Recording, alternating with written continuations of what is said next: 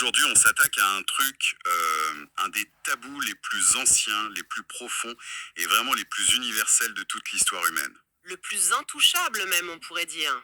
Absolument. C'est le genre de règle qu'on considère tous comme une loi incontestable de la nature. Un truc qui serait littéralement codé dans notre ADN. C'est ce qu'on nous a toujours appris, ouais. Exactement. Mais et si, tout ce qu'on croyait savoir sur cette interdiction fondamentale était complètement faux? Bah, c'est tout l'enjeu de notre discussion. Voilà. C'est ce qu'on va découvrir dans cette exploration approfondie. On va se plonger dans les textes de Safa Katchmaz, des textes qui proposent une analyse fascinante des relations humaines. Une approche qu'il qualifie de sociogonique.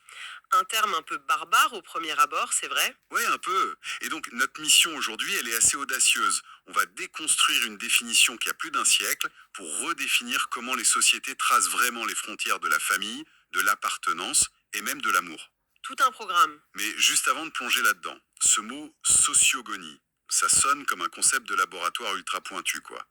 Concrètement, ça veut dire quoi pour notre analyse, Evelyne? C'est vrai que ça peut paraître intimidant, mais l'idée en fait, elle est très claire. Contrairement à la biologie, qui étudie les gènes, l'ADN, la reproduction physique, la sociogonie, elle, étudie la jeunesse des sociétés. La naissance des groupes, en gros. Voilà, c'est l'étude de la façon dont les humains se construisent, s'organisent et créent leurs propres règles à partir de rien, juste pour pouvoir fonctionner ensemble. D'accord. Et construire, faut remonter un peu dans le temps. Précisément en 1913, avec la sortie d'un bouquin extrêmement célèbre, Totem et Tabou, de Sigmund Freud. Ah oui, le livre qui a marqué des générations entières. Totalement.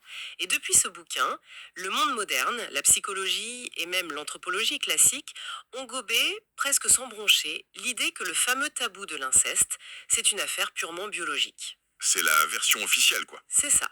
Freud a cristallisé l'idée que cette interdiction visait avant tout à empêcher les relations intimes entre les personnes les plus proches par les liens du sang. Pour éviter la consanguinité, Exactement. C'est devenu un dogme mondial. On a tous grandi avec ça en tête. bien sûr. Pourtant, quand on regarde les données historiques, les textes anciens, les vraies découvertes anthropologiques de plus près, on tombe sur une réalité super troublante. L'histoire prouve très souvent exactement le contraire. C'est-à-dire? L'interdiction ne repose pas fondamentalement sur la génétique. C'est une question d'ordre purement social, institutionnel et donc sociogonique. D'accord, décortiquons cela. Parce que remettre en question Freud et l'idée que la biologie dicte nos tabous familiaux, c'est quand même s'attaquer à un pilier de notre culture. C'est un séisme, oui. Si on suit les textes qu'on analyse aujourd'hui, la faille de la théorie classique a l'air immense.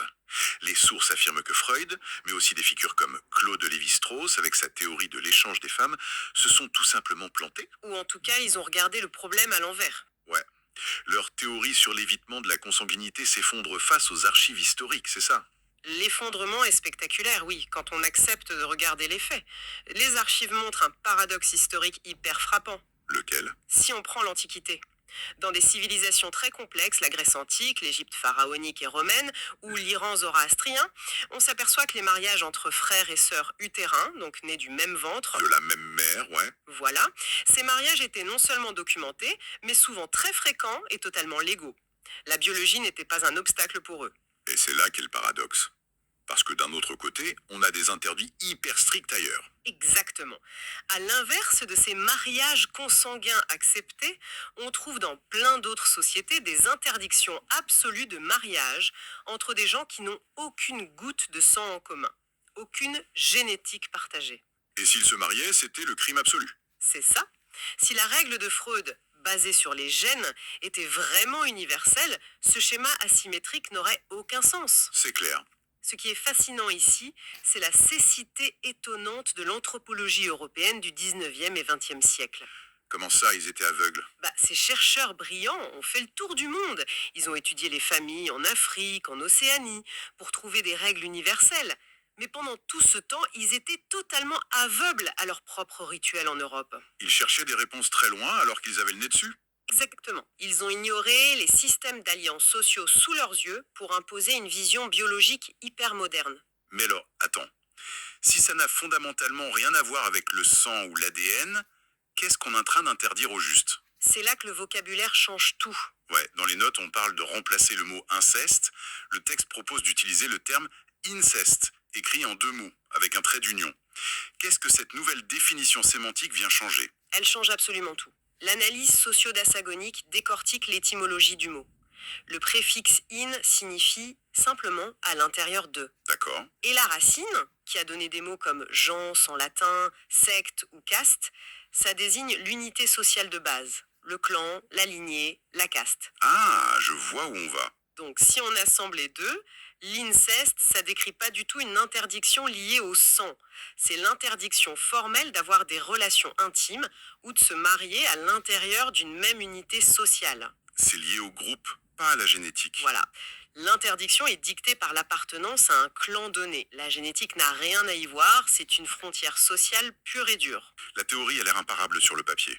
Mais j'ai vu des exemples dans les sources qui m'ont laissé perplexe. Ah oui, ouais, lesquels? Il y a une référence à l'aristocratie troyenne, Oui. la guerre de Troie, Hector, Paris. J'avoue que j'ai pas tout à fait saisi le lien avec notre sujet. Le texte mentionne une histoire de lait maternel. C'est un exemple fantastique. Dans ce système aristocratique de l'époque, on observe une différence de statut majeure selon la façon dont on a été nourri. Nourri au sein, tu veux dire? Oui, le lait maternel est l'institution très codifiée de la nourrice. C'est ce qui redéfinit l'appartenance sociale d'un enfant.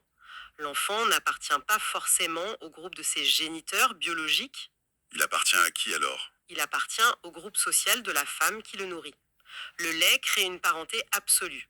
Ça dresse des barrières et ça forge des alliances sacrées bien plus fortes que les liens génétiques de l'époque. Donc, le simple fait de partager le lait d'une même nourrice faisait de deux enfants des frères et sœurs à part entière. Totalement. Et la parenté de lait, c'est pas qu'un mythe de Troie. C'est un phénomène massif dans l'histoire. Il y a d'autres exemples? En Mésopotamie, chez les Sumériens et les Akkadiens, dont les sociétés étaient très structurées légalement, allaiter un enfant créait une interdiction matrimoniale stricte et définitive. Même s'ils avaient aucun lien de sang? Aucun.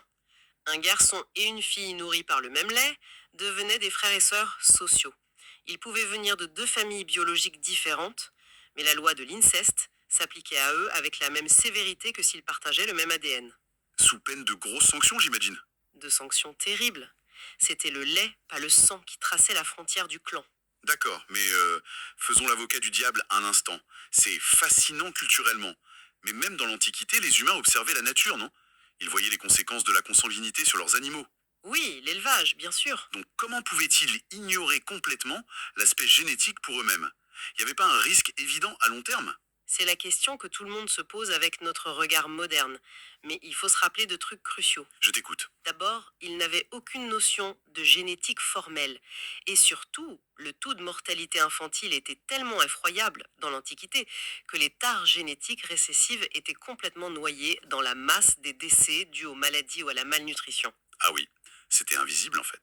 Ou très secondaires face aux risques immédiats, la guerre, la famine, la dislocation sociale. Le but de ces interdits n'a jamais été d'éviter des maladies génétiques. L'objectif suprême, c'était la paix sociale. Protéger l'ordre du clan, maintenir la paix à l'intérieur et organiser la survie par les alliances avec l'extérieur. Parce que si tout le monde se marie à l'intérieur de son propre groupe, Exactement. Le clan se replierait totalement sur lui-même.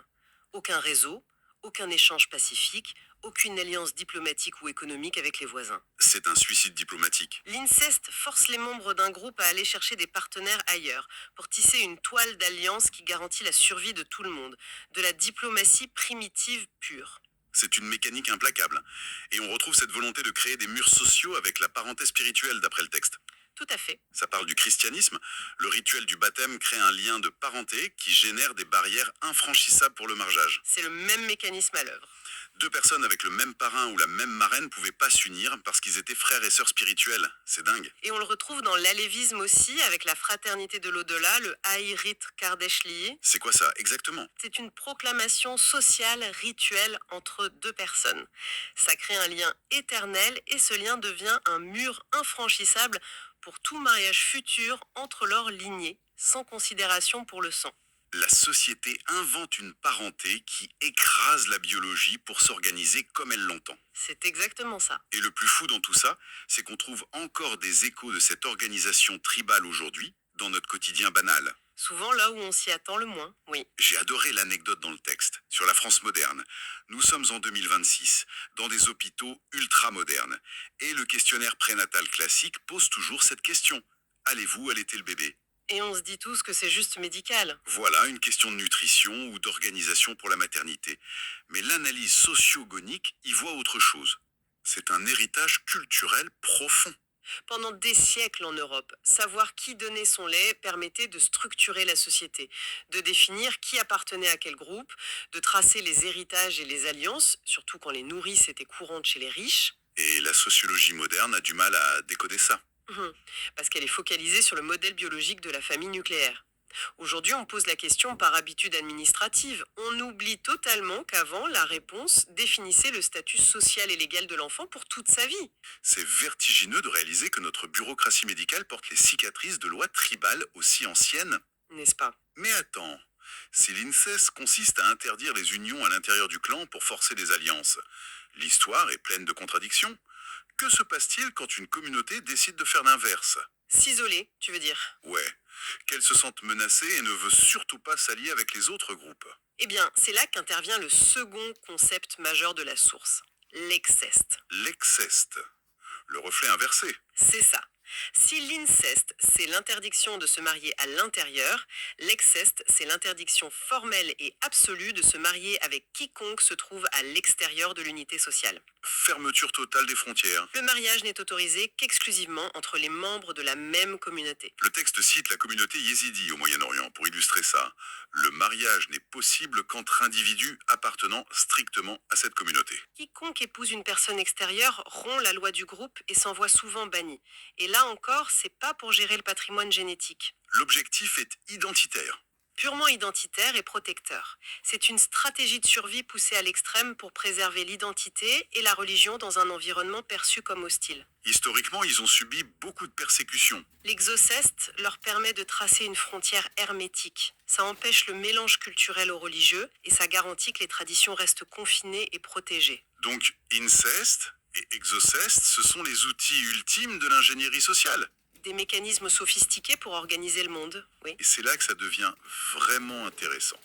Parce que quand on comprend que la logique sociale prime sur la biologie, on peut aborder le sujet qui choque le plus notre morale aujourd'hui. Les mariages consanguins entre frères et sœurs dans l'histoire. Le grand scandale, oui.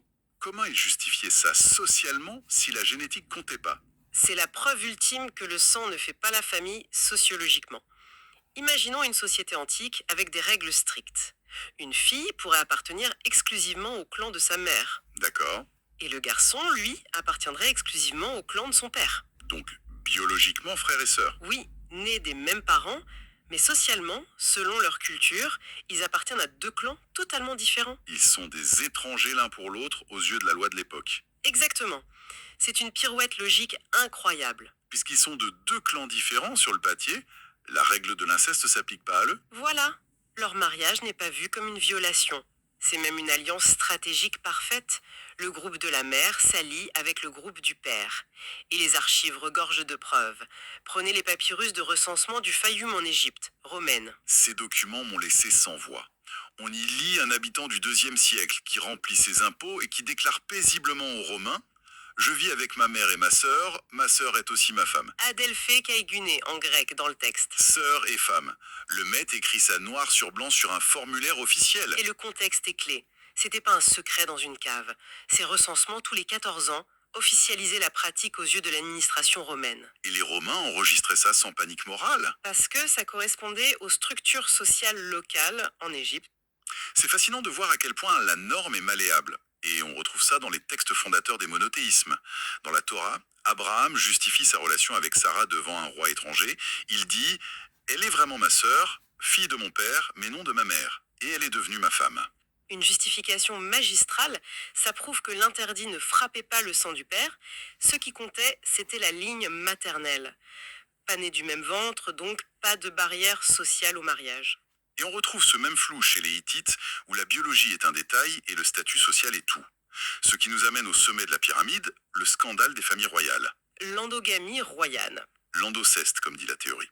Quand on pense à l'Égypte, on pense aux pharaons qui épousaient leurs sœurs. La dynastie ptolémaïque avec Cléopâtre, l'Empire Inca, où le souverain devait épouser sa sœur pour se rapprocher du dieu soleil Inti, ou le Xwédoda dans le monde zoroastrien. L'anthropologie européenne voyait ça comme une déviance décadente de rois fous. Alors que la sociogonie nous dit que c'est un calcul d'une rationalité froide et implacable. C'est pas un caprice alors. Pas du tout. Pour la royauté suprême, la règle de l'inceste du peuple ne s'applique pas. Le paysan doit marier ses enfants à l'extérieur pour éviter la guerre. Mais le roi, il a besoin de s'allier à personne. Au contraire, s'il marie sa fille à un général, ce général pourrait revendiquer le trône et lancer une guerre civile. Ah, logique. Le seul devoir du roi, c'est de préserver le sang sacré, maintenir le pouvoir concentré au palais et empêcher les clans rivaux de s'infiltrer. L'endoceste n'est pas un tabou brisé en secret. C'est un devoir public, politique et théologique. Pour verrouiller l'État, oui. Alors, qu'est-ce que tout cela signifie au fond?